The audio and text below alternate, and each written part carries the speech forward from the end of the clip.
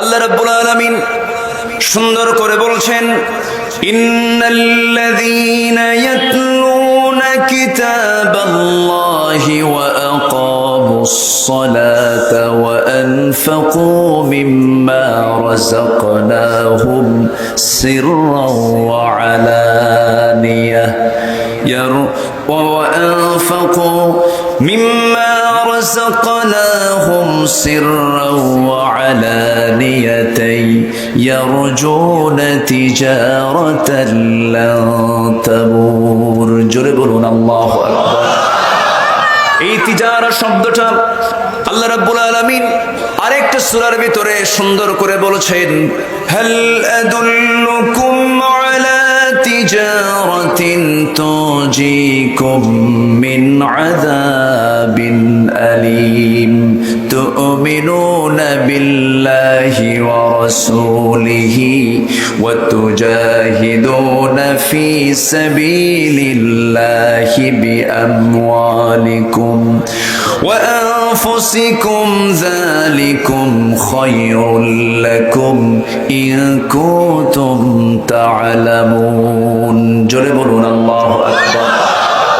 আমি কি তোমাদের এমন একটা বিজনেসের কথা বলবো খুঁজে পাবেন না? তিনি বলেছেন, নামাজ পড়লে তোমাকে জান্নাত দেওয়া হবে, রোজা রাখলে তোমাকে জান্নাত দেওয়া হবে, হজ করলে তোমাকে জান্নাত দেওয়া হবে, দান করলে তোমাকে জান্নাত দেওয়া হবে। পৃথিবীর যে কোনো কাজের ব্যাপারে আল্লাহ রাব্বুল আলামিন কোরআনে কারীমের মধ্যে আপনি যান মূল কাজের ব্যাপারে আল্লাহ রাব্বুল আলামিন কোথাও বলেন না আমি তোমাকে এই কাজটা করলে জান্নাত দেব। কিন্তু আল্লাহ রাব্বুল আলামিন একটা কাজ করলে জান্নাতটা দিয়ে দিবেন, সেই কাজটাকে আল্লাহ রাব্বুল আলামিন বলছেন, জাহান্নামের আগুন থেকে যদি তুমি বাঁচতে চাও একটা বিজনেস তোমাকে করতে হবে, সেটা হলো তুমিনুনা বিল্লাহি ওয়া রাসূলিহি ওয়া তুজাহিদুনা ফি সাবিলিল্লাহি বিআমওয়ালিকুম ওয়া আনফুসিকুম। জোরে বলুন আল্লাহু আকবার। সেই জাহান্নাম থেকে যদি বাঁচতে চাও পাকা ইমানদার তোমাকে হতে হবে। নামাজ পড়লেই কিন্তু পাকা ইমানদার হওয়া যায় না। মুনাফিক নামাজি আছে না নাই? মুনাফিক রোজাদার আছে না নাই? মুনাফিক হাজি আছে না নাই? টাটকা হাজি আবার টাটকা সুদখোর আছে না নাই? আমার ভাইয়েরা, আমার বন্ধুগণ, পাকা ইমানদার যদি হতে পারো, খাঁটি মুজাহিদ যদি হতে পারো, আল্লাহর পথে যদি জিহাদ করতে পারো। জিহাদের একটা ভুল ব্যাখ্যা সমাজে আজকে চালু আছে। আমার ভাইয়েরা, জিহাদ মানে অনেকে সন্ত্রাসের সঙ্গে জোড়ায় দিতে চায়। ইসলামের সর্বোচ্চ চূড়ার নাম হলো জিহাদ। আমার নবীর কথা, সর্বোচ্চ চূড়া হলো জিহাদ। من مات ولم يغزو ولم يحدث به نفسه فمات على شعبة من النفاق أو كما قال عليه الصلاة والسلام। আমার রাসূল বলেছেন, যে ব্যক্তি মারা গেল অথচ জিহাদ করলো না, জিহাদের তামান্নাও রাখলো না, সে ব্যক্তির মরণ যেন মুনাফিকের মরণ। জোরে বলি নাউযুবিল্লাহ। من سأل الله الشهادة বিসিদকিন, যে ব্যক্তি আল্লাহর কাছে সত্যিকার অর্থে শাহাদাতের তামান্না রাখে, বাল্লাগাল্লাহুল মানাজিলাশ শুহাদা, আল্লাহ তাকে শহীদের মর্যাদা দিয়ে দেন। ওয়া ইম্মা তাআলা ফিরাশিহি, তার মওতটা যদি বিছানায় হয়ে থাকে, নিয়ত ঠিক রাখার কারণে বিছানায় মরলে পরে তাই সে শহীদের মর্যাদা পেয়ে যাবে। জোরে বলি সুবহানাল্লাহ।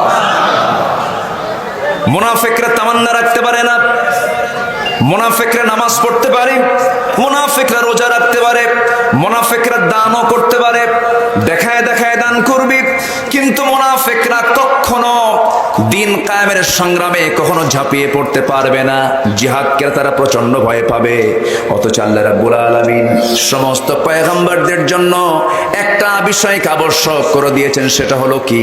শারা'a লাকুম মিনাদ-দীনি মা ওয়াসসা বিহি নূহাও ওয়াল্লাযী আওহাইনা ইলাইকা ওয়া মা ওয়াসসাইনা به إبراهيم وموسى وعيسى أن أقيموا الدين ولا تتفرقوا فيه كبر على المشركين ما تدعوهم إليه جربون الله أكبر আল্লাহর জমিন আল্লাহর দিন কায়েম করতে গিয়ে মতপার্থক্য সৃষ্টি করো না, বিচ্ছিন্ন হয়ে যেও না, ইখতিলাফ থাকতে পারে, ইফতিরাক করো না, গন্ডগোল সৃষ্টি করো না, হাঙ্গামা নিজেদের মধ্যে সৃষ্টি করো না। কার কথা? আসতে বলবেন না, কার কথা? আল্লাহর কথা। আল্লাহ সেই জন্য বলছেন, বান্দারে বিজনেসে সফল হতে হলে এক নম্বরে পুঁজি লাগবে তোমার মজবুত ইমান। কি ইমান বলেন? মজবুত ইমান তোমাকে অর্জন করতে হবে। সে আয়াতের সঙ্গে আবার এই জায়গায় অ্যাড করে দিই তিজারা শব্দটা প্রয়োগ করে আল্লাহ রাব্বুল আলামিন এখানে বলছেন, বিজনেসে সফল যদি হতে চাও, তোমার ব্যবসায় কখনো লস হবে না। আরো তিনটা পুঁজি আমি তোমারে জানায় দিলাম। এর মধ্যে এক নম্বর হলো যারা আল্লাহর কালাম নিয়মিত তেলাওয়াত করবে, জোরে বলি সুবহানাল্লাহ। কোরআন তেলাওয়াত হবে নিয়মিত, না বাপ মরলে। আমার দেশে কোন সময় তেলাওয়াত হয়? বাপ মরলে। বাপ মরে গেলে তেলাওয়াত হয়, কুলখানি হয়। কি খানি? কুলখানি হয়, 40 হয়।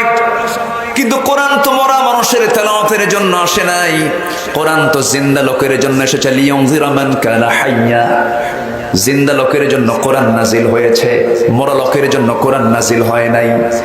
কোরআনটা নিয়মিত পড়তে হবে। একজন তাবির কথা মনে পড়ে গেল। সেই তাবি একজন সাহাবীর ছেলে, একজন মহিলা সাহাবীর ছেলে, আমার নবীজির অত্যন্ত প্রিয় সাহাবী, যাকে হাওয়ারি বলা হয়, জুবাইর ইবনে আওয়াম রাদিয়াল্লাহু তাআলা আনহু। তার বাবা, তার মা হচ্ছেন আসমা বিনত আবু বকর রাদিয়াল্লাহু তাআলা আনহা। তার দাদি হচ্ছেন আমার নবীজির ফুফু সাফিয়া, সাফিয়া বিনত আব্দুল মুত্তালিব। এত দামি পরিবারের সন্তান তিনি ছিলেন। একজন তাবেঈ উরওয়া ইবনে জুবাইর রাহমাতুল্লাহ আলাইহি, তার একটা ব্যক্তিগত আমল ছিল। জীবনের ৭১ বছর বয়স পর্যন্ত তিনি জীবিত ছিলেন।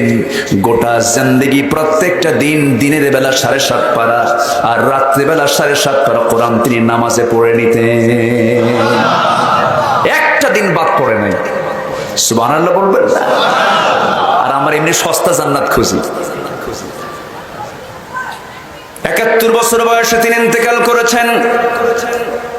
প্রাপ্তবয়স্ক সময় থেকে শুরু করে নিয়ে মৃত্যুর দিন পর্যন্ত একটা দিন তিনি এই আমলটা বাদ দিলেন না। প্রত্যেকটা দিন দেখে দেখে তেলাওয়াত করতেন ৭.৫ পারা, আর নামাজে তেলাওয়াত করতেন ৭.৫ পারা, ১৫ পারা। মাসে ১৫ পারা কোরআন তার খতম হয়ে যেত। মাসে 15 বার কোরআন তার খতম হয়ে, 15 বার। কয়বার? আর জীবনে এক খতম হয় না। এরকম পাবলিক আমার দেশে আছে না নাই? কম না বেশি? শেষ নবীর উম্মত, জান্নাত তো যাবো, এরকম আছে না? কিছু আছে না? আমার ভাইয়ের আমল বাড়াতে হবে।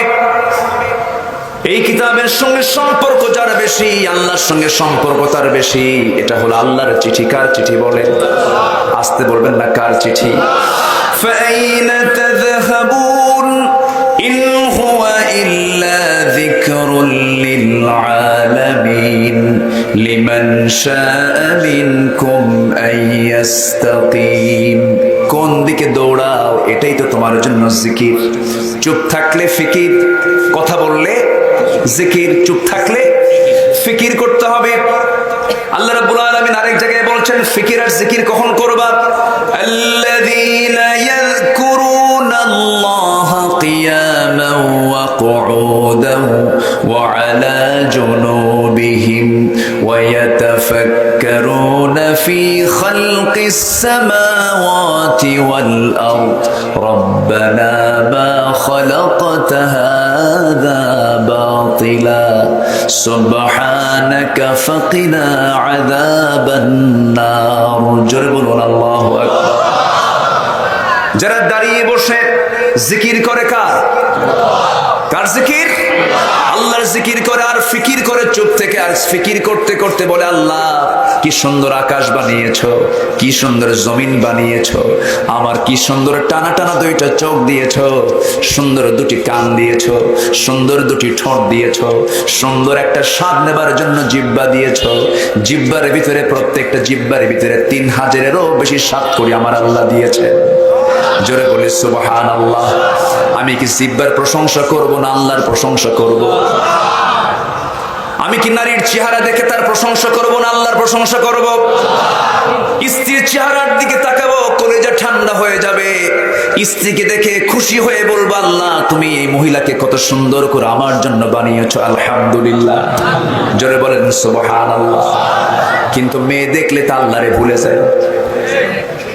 মেয়েটা বানালো যে আল্লাহ, সে আল্লাহর নাম মনে থাকে না। মেয়েরে পাইয়া আমি তোমার ছাড়া বাস মই না, আছে না নাই?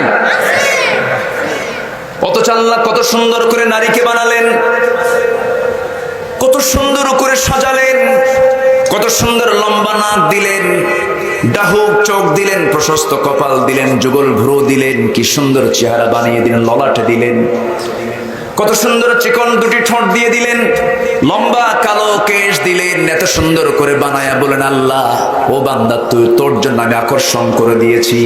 যুইয়িনা লিন-নাসি হুব্বুশ শাহাওয়াতি মিনান নিসা। এত সুন্দর করে বানিয়ে দিলাম বান্দারে, নারীর দিকে তুই তাকা, মার দিকে তাকা, মেয়ের দিকে তাকা, বোনের দিকে তাকা, খালার দিকে তাকা, ফুফুর দিকে তাকা, ভাতিজির দিকে তাকা, ভাগিনীর দিকে তাকা, পরের বইয়ের দিকে তাকাবি না। দেখেন অনেকে চুপ করে আছে, তাকায়। তাকাবি কার কথা? আসতে বলবেন না, কার কথা?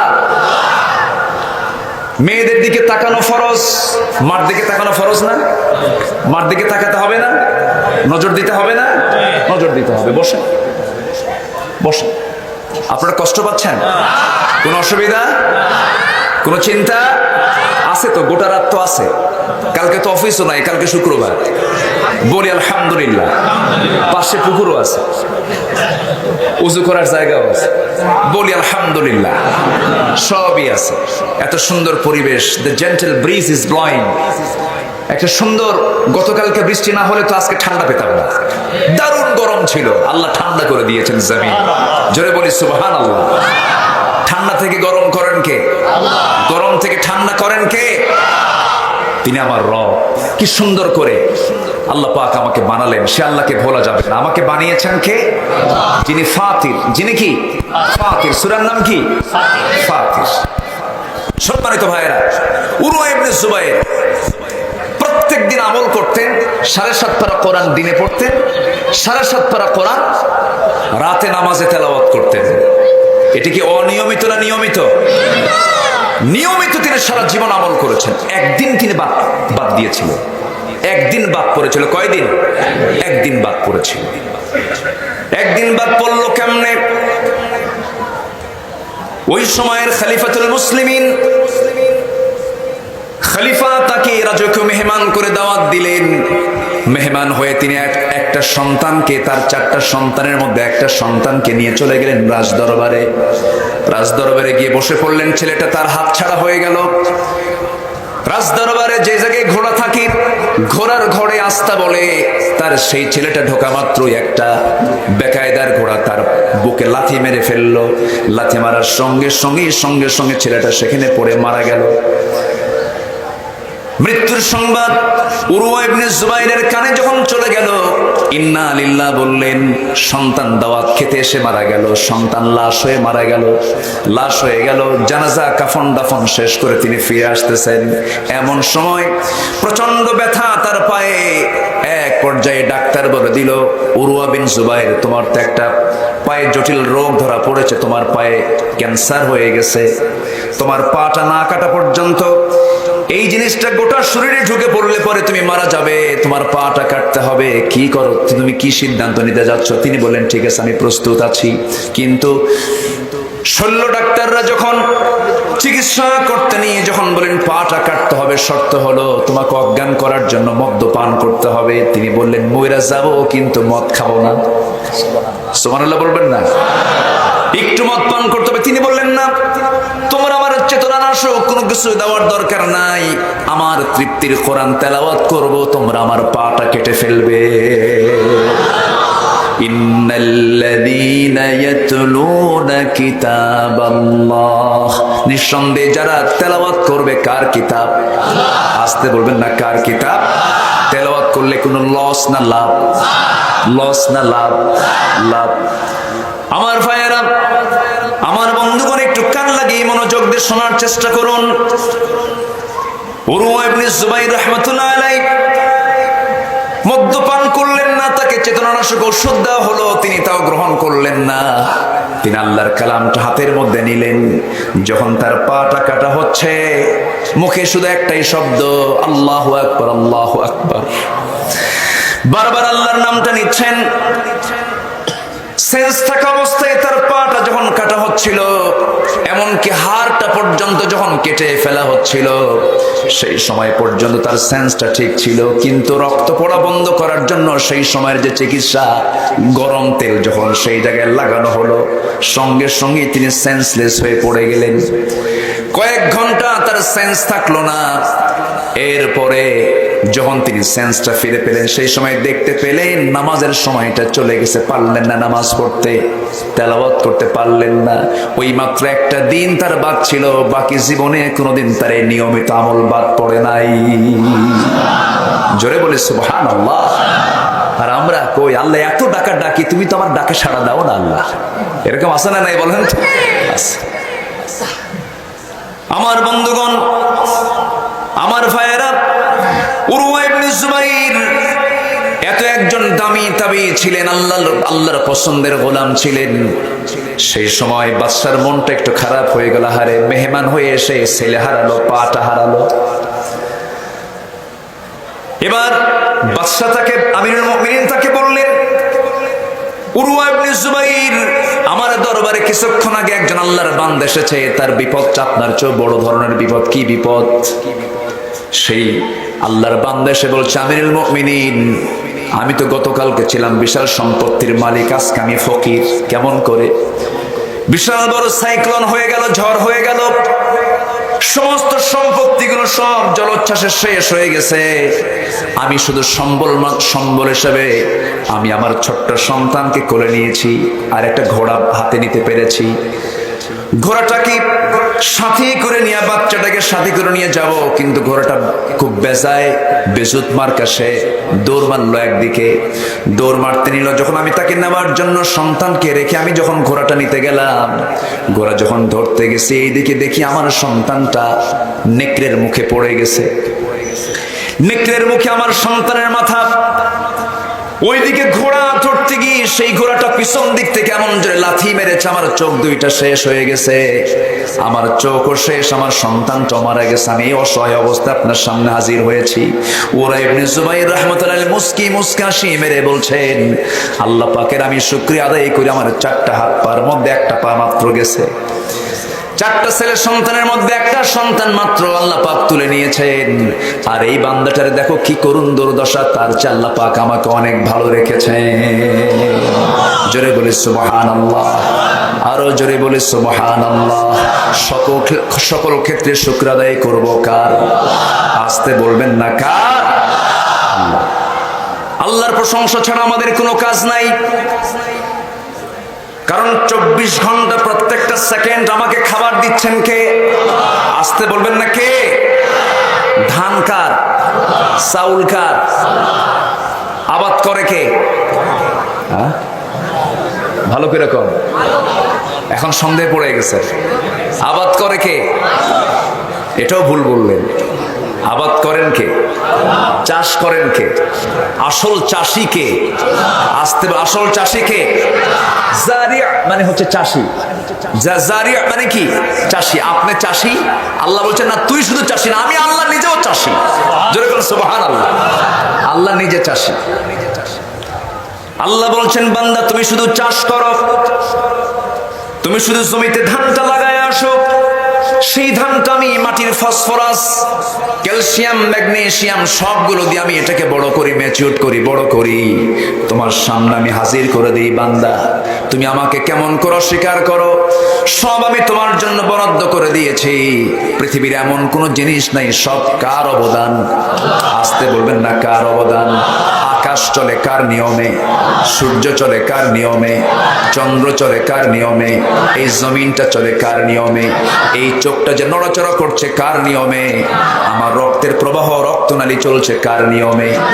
সব যদি আল্লাহর নিয়মে চলে, যদি সফলতা আমরা দেখতে পাই, জমিনে চলার জন্য আইনও চলা দরকার কার? আসতে বলবেন না, কার? মদ খাওয়া কি? মদ খাওয়া কি?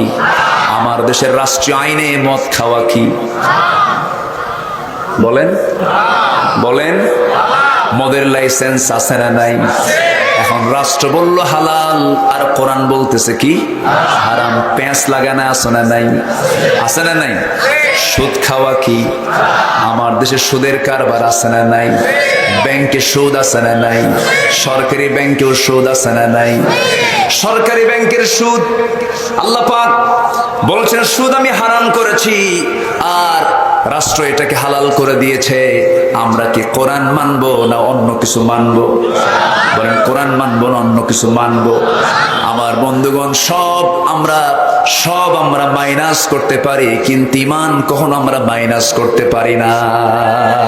ঠিক কি না? যার কাছে রাষ্ট্র বড় আর ধর্ম ছোট, সে তো ঈমানদার হতে পারে না। ধর্ম বড়, ঠিক কি না? ধর্ম আছে, অস্তিত্ব আছে, ধর্ম নাই তোর অস্তিত্ব নাই। বলে যে রাষ্ট্রে ধর্মের প্রয়োজন নেই। ধর্ম লাগে না কোথায়? ধর্ম সব জায়গায় দরকার আছে না নাই? যারা এই সমস্ত কথা বলে যে অমুক জায়গায় ধর্মের প্রয়োজন নাই, কুত্তা বিড়ালের মতো বিদায় করা দরকার তাদের। কষ্ট পাচ্ছেন আপনারা? দুঃখ লাগে। সম্মানিত ভাইয়েরা, সম্মানিত বন্ধুগণ,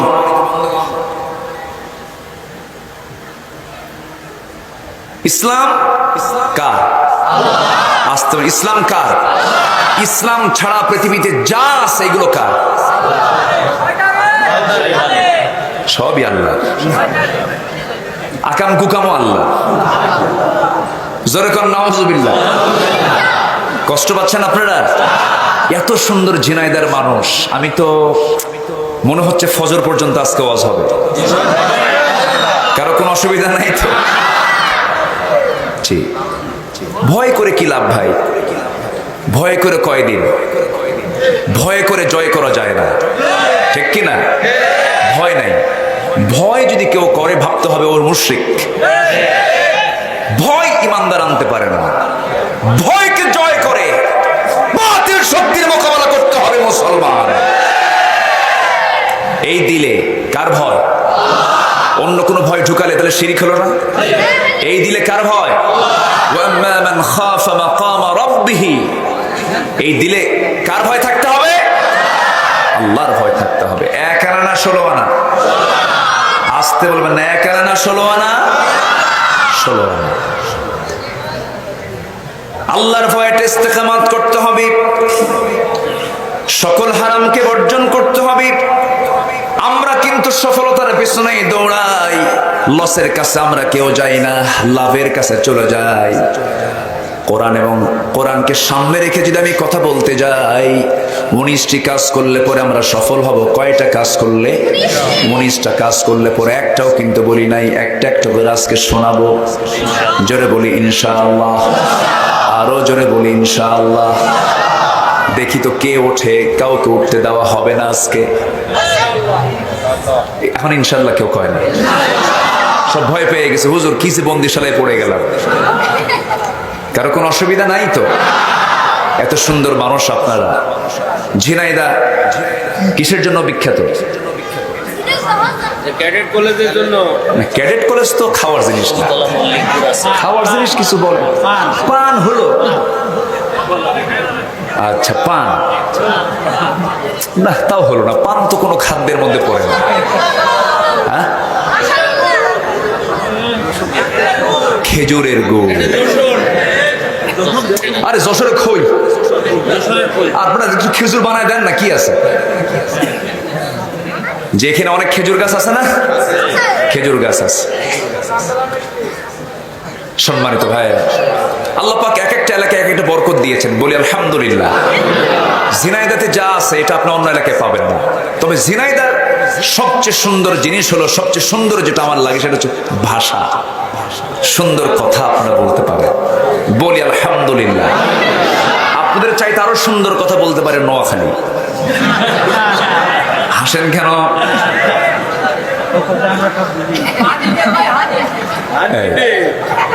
চট্টগ্রাম তারও জটিলতা, সিলেট তো কোনো কথাই নাই, এত জটিল ভাষা মালাকুল মউতের বুঝতে কষ্ট হয়। এটা কথার কথা বলছে, আবার এটা যেন এটা রূপক ভাবে বললাম যেন এটা দলিল আকারে না আসে। আবার সম্মানিত ভাইয়েরা, আমরা তো কথা একটা বললে পিছনে আবার ব্যাকআপ দিতে হয়। সম্মানিত ভাইয়েরা, সকল ভাষার মালিককে, এই ভাষাগুলো কে দিয়েছেন? আল্লাহ দিয়েছেন। ওদের ভাষার মধ্যেও কিন্তু মজা আছে, ওই মজা ওরা বোঝে। কিন্তু প্রকৃত যেটা বাংলা ভাষা, এই বাংলা ভাষার প্রাণ এটা হচ্ছে যশোর, ঝিনাইদহ, মেহেরপুর, চুয়াডাঙ্গা, কুষ্টিয়ার ভিতরে একটু ভেজাল আছে, একটু পাবনা ঢুকে গেছে, তাই না? গেদা কি বাসো ভাত খেয়েছে, এরকম কিছু টানটুন আছে। ওই যে কুমারখালী, খোকসার দিকে একটু সমস্যা আছে, কিন্তু এই দিকে মোটামুটি ঝিনাইদহ, যশোর মাশাআল্লাহ অনেক সুন্দর ভাষা, বলি আলহামদুলিল্লাহ। আমার নবীর সঙ্গে আপনাদের মিল আছে। রাসূল বলেছেন নাহনু আফসাহুল আরব, আমি রাসূল হলাম আরবের সবচেয়ে শুদ্ধ ভাষী, আরবি ভাষী একজন মানুষ। আপনারা বলতে পারবেন আমরা বাংলার সবচেয়ে শুদ্ধ ভাষী একজন মানুষ, আলহামদুলিল্লাহ। এই দিক থেকে আপনারা টপে আছেন। জি জি, বলি আলহামদুলিল্লাহ। তাহলে শুদ্ধ ভাষায় কথা বলা একটা বিশাল বোনাস, একটা বিশাল পাওয়া। নোয়াখালীতে জন্ম নিলে তো পানি বলতেই পারতেন না, পানি হানি। আল্লাহ পাক কয় না, আল্লাহ ফাঁক। কত অসুবিধা, হয় না, বুঝলে কি যে বেকায়দা। এদিক থেকে এই এলাকা অনেক ভালো, বলি আলহামদুলিল্লাহ, জোরে বলি আলহামদুলিল্লাহ। কিন্তু ঢাকাতে ঝিনাইদার ইমাম বেশি।